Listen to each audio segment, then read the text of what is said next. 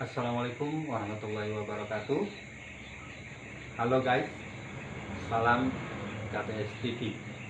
Ya, channel belajar bahasa Inggris ala Kampung Bahasa Sungai Liat.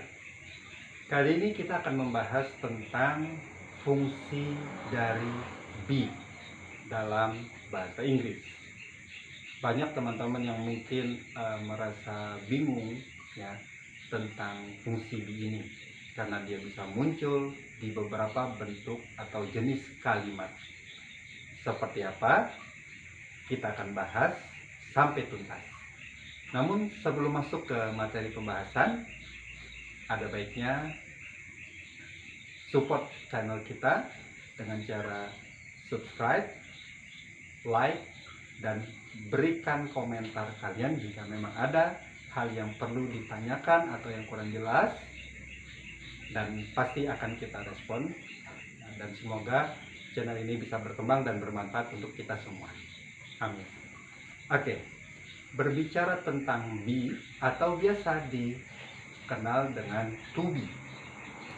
Be dalam bahasa Inggris memiliki 3 fungsi seperti yang bisa kita lihat di papan ini.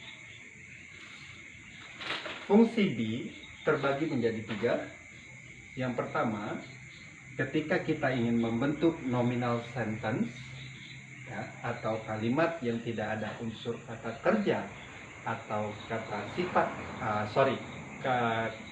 aktivitas di dalamnya, oke, dan dimana polanya mungkin teman-teman semua sudah tahu ya, subjek, be, dan complement atau pelengkap. Kemudian fungsi yang kedua adalah ketika kita ingin membentuk kalimat dengan pola continuous atau hal-hal yang sedang kita lakukan. Kemudian fungsi yang terakhir adalah passive voice ya, atau biasa dikenal dengan kalimat pasif ya. Ada juga yang menyebutnya dengan passive sentence ya, dimana polanya adalah subjek be yang diikuti oleh verb 3 atau past participle dalam istilah grammar. Seperti apa penerapannya? Yuk kita bahas satu persatu. Oke, yang pertama, fungsi be adalah untuk membentuk kalimat nominal atau kalimat yang tidak ada unsur kata kerja. Betul sekali. Oke. Subjek be complement. Nah, kita lihat di sini ya, saya beri contoh I am hungry. Saya lapar. Oke, mengacu pada pola atau rumus nominal sentence itu sendiri ya, subjek be complement. Jadi fungsi be ini adalah untuk menghubungkan antara subjek dengan pelengkap atau complement. Dalam konteks ini be biasa juga disebut dengan linking verb. Oke. Bagaimana cara pemaknaannya? Nah, ini sangat penting untuk diperhatikan. Memahami be dalam konteks nominal sentence, penerjemahannya bergantung pada complement atau konteks kalimat. Dan hal yang tidak kalah pentingnya, kita juga harus tahu apa saja sih yang bisa menjadi complement ya dalam kalimat. Nah, di sini saya sudah berikan ya contohnya ya. Yang pertama, I am hungry. Hungry ini adalah kata sifat ya, atau adjektif dalam bahasa Inggris ya.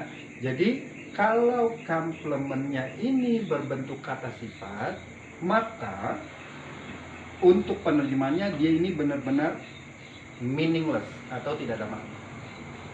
Ya memang pada hakikatnya be itu tidak ada maknanya guys ya. Oke. Nah, tetapi untuk mendapatkan sense penerjemahan ya yang pas dalam bahasa Inggris ketika kita ya ingin membuat kalimat nominal saat komplemennya ini berbentuk kata sifat atau adjektif, maka be betul-betul meaningless. Hati-hati, dalam bahasa Indonesia saya lapar terdapat 2 kalimat, tetapi kalau di dalam bahasa Inggris kita jangan lupa letakkan be ya, oke, sebelum kita meletakkan komplement atau setelah subjek. Clear? Oke, saya harap bisa dipahami. Nah, yang kedua adalah bentuk komplement ini adalah noun atau kata benda. Saya singkat saja ya. Oke. Contohnya apa? Contoh misalkan I am a student. Dalam bahasa Indonesia artinya saya adalah seorang siswa. Oke guys, sekali lagi, saya adalah seorang siswa. Betul sekali ya. Maka bisa kita ya pahami be ini seolah-olah bermakna adalah, seolah-olah ya. Kalau bicara hakikat be itu meaningless, betul-betul tidak ada makna. Tetapi untuk mendapatkan penerjemahan yang baik dalam bahasa Indonesia, kita anggap ya be di sini ketika diikuti oleh kata benda sebagai komplementnya atau pelengkap, seolah-olah dia ini bermakna adalah. Nah, dalam teks-teks bahasa Inggris ini bisa banyak kita temukan ketika berbicara definisi. Ya, misalkan apa? Misalkan grammar is bla bla bla bla. Grammar adalah, oke. Contoh lainnya apa lagi? Misalkan linguistic is bla bla bla. Linguistik adalah, nah seperti itu. Jadi kalau teman-teman bertemu dengan kalimat-kalimat yang memaparkan tentang definisi atau arti dari sebuah ya terminologi atau istilah ya, maka penerjemahan be seolah-olah bermakna ada. Oke, kita lanjut. Yang terakhir adalah kata keterangan atau dalam bahasa Inggris disebut adverb. Oke, banyak sekali tentunya jenis-jenis kata keterangan. Tapi di sini saya akan memberikan contoh keterangan tempat atau adverb of place. Ya, dalam kalimatnya I am in class. Ya, yang artinya saya berada di kelas. Sekali lagi, saya berada di kelas. Dari penerjemahan itu kira-kira apa yang bisa teman-teman simpulkan untuk mendapatkan sense meaning be ini sendiri? Ya, karena dia di sini keterangan tempat, seolah-olah be ini bermakna berada. Sekali lagi, seolah-olah. Oke? Nah, berbeda maknanya ketika komplement dalam bentuk adverb atau kata keterangan, kita letakkan keterangannya keterangan waktu. Contohnya seperti apa? Contohnya, misalkan it is Sunday. Ya,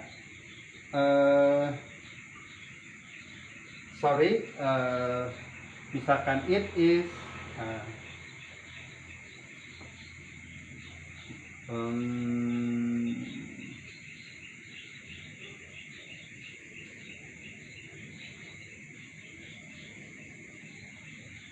ini nanti bisa masukkan dalam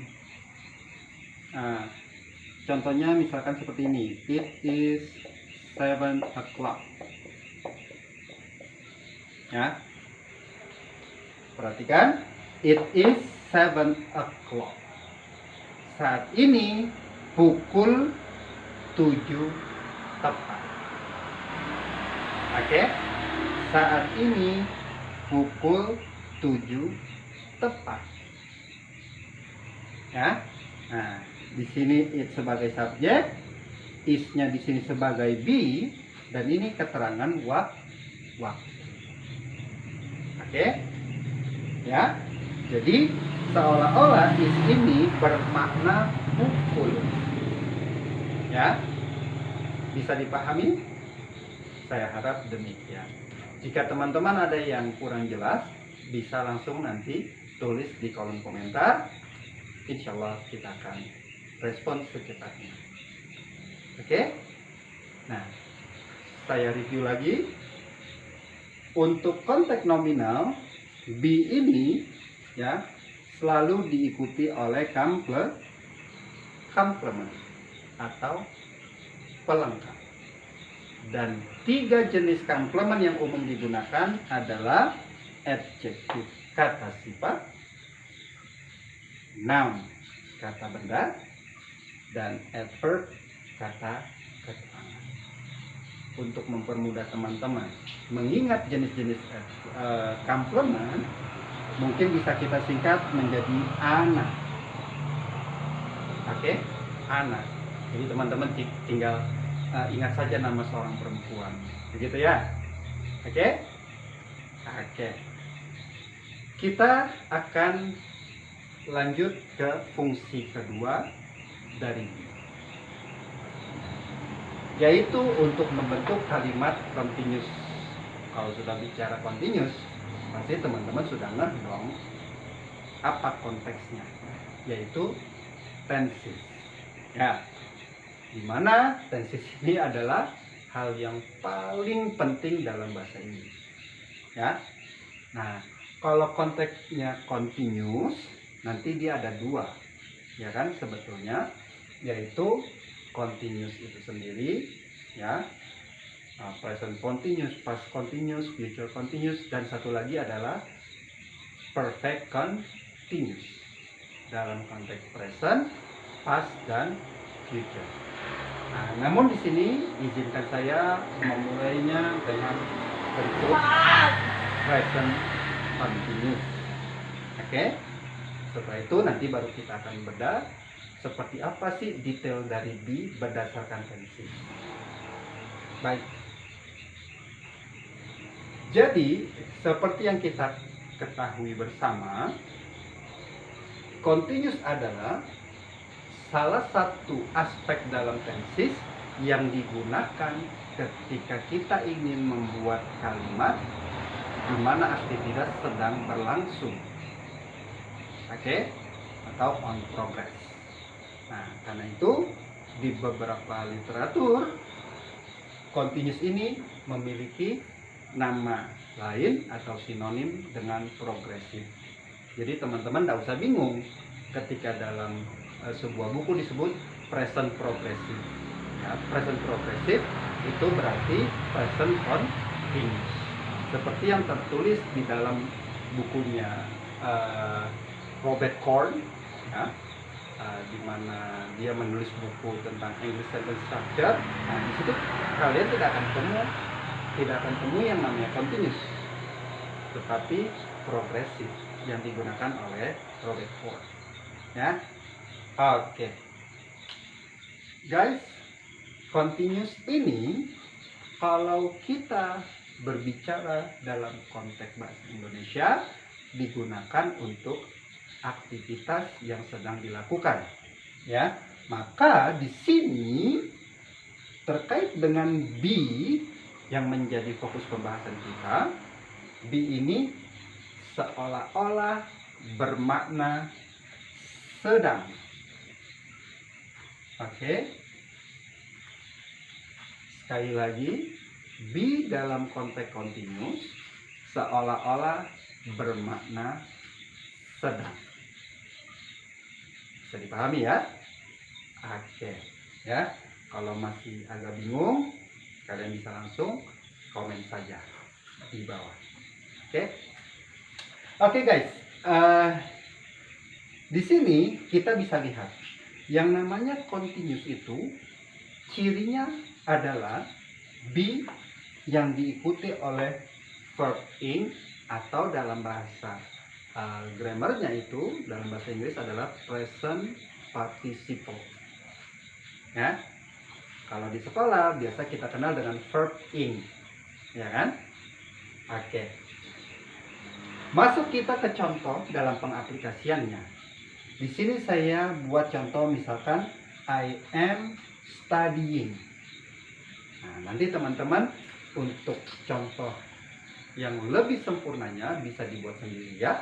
Kalian tinggal tambahkan saja objek dan komplement setelahnya.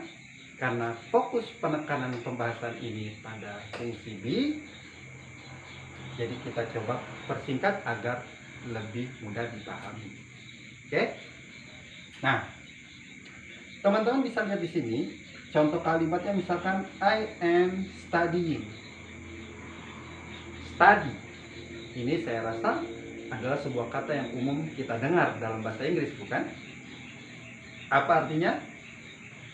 Belajar, ya, dimana dia ini adalah bentuk ya kata kerja yang beraturan atau regular verb yang bermakna belajar.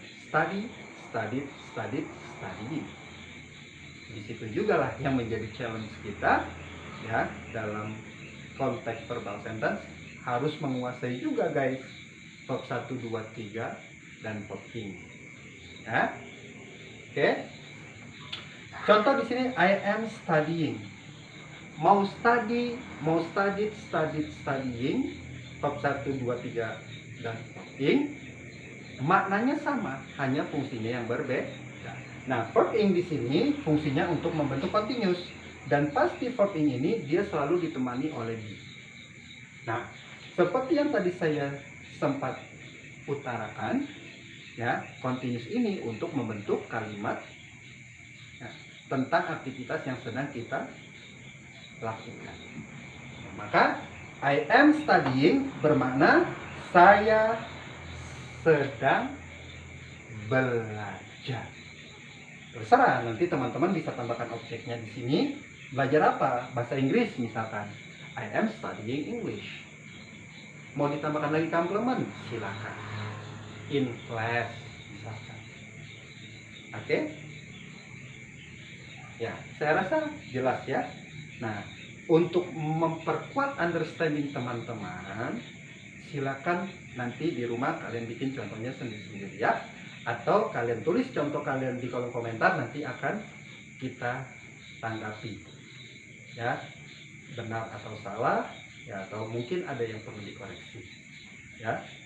Tapi harapan kami teman-teman sudah bisa memahaminya dengan baik. Oke? Ya, jadi kalau kita sudah tahu diikuti verb ing, ya, insya Allah teman-teman tidak akan mungkin lagi salah membuat kalimat-kalimat dalam bentuk continuous. Contoh lain misalkan saya sedang makan, ya sudah, saya sedang makan. I am, teman-teman tinggal ganti saja verbnya menjadi eating. Eat, ate, eaten, eating, artinya makan. Saya sedang minum, misalkan, ya sudah, bukan I drinking, tapi I am drinking. Nah, seperti ini. Mudah bukan? Oke guys ya, kami harap ya teman-teman bisa memahaminya.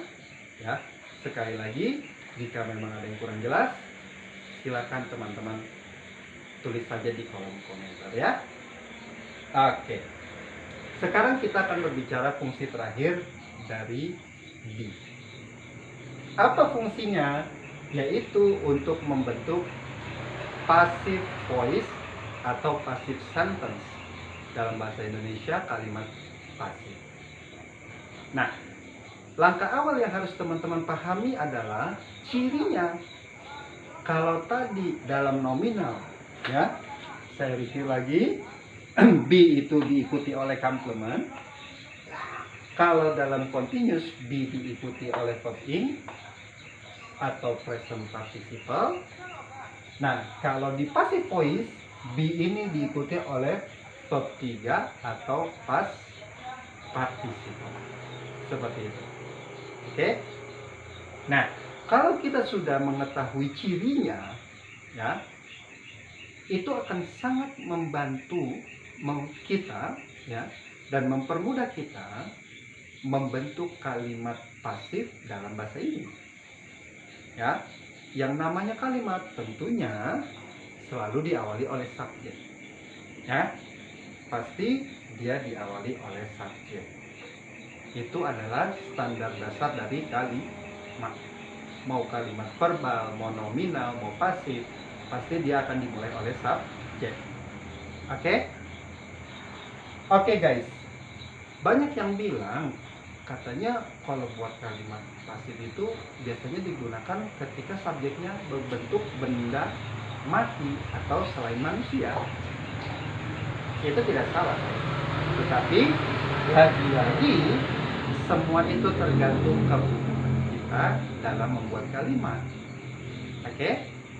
Nah, di sini contohnya, ya, saya berikan misalkan I am cold. Oke, cold ini adalah bentuk ketiga dari call. Karena dia reguler, maka tinggal kita tambahkan ed ending saja ya, atau ed ending. Oke, nah nanti ada pembahasannya tersendiri tentang reguler dan irregular verb guys ya. Karena itu stay tune terus di channel kita ya, agar pemahaman teman-teman tentang bahasa Inggris bisa terus berkembang, dan kita pun dengan senang hati akan terus share keilmuan ini. Semoga ini bisa bermanfaat. Oke, lihat, yang namanya pasif biasanya itu dalam konteks bahasa Indonesia terjemahannya diawali dari predikatnya ya, di atau ter. Oke, kalau dalam bahasa Indonesia kan dia bermakna, kalimat pasif itu bermakna kalimat di mana subjeknya dikenakan aktivitas. Begitu kan kalau kita dulu belajar di sekolah. Ya, saya maksudnya. Teman-teman mungkin punya pengalaman yang lain atau pemahaman yang lain, silakan. Yang penting esensinya sama. Oke? Oke guys. Masuk ke contohnya. I am cold. I di sini sebagai subjek. Am-nya di sini be. Oke, dan cold di sini adalah bentuk verb 3 karena dia reguler, ada ed ending. Oke, nah maka penerjemahan kalimat ini ya menjadi saya dipanggil. Sekali lagi, saya dipanggil oleh siapa? Nah terserah, nanti misalkan teman-teman tambahkan kalimatnya by John, misalkan begitu ya. Saya dipanggil oleh John. Dipanggil, ya. Oke. Nah, contoh lainnya apa? Yang ter misalkan. Ya. Kalau tadi kan dia, jadi anggap saja guys, dalam penerjemahan be ini seolah-olah bermakna di. Ya, call memanggil, ya kan?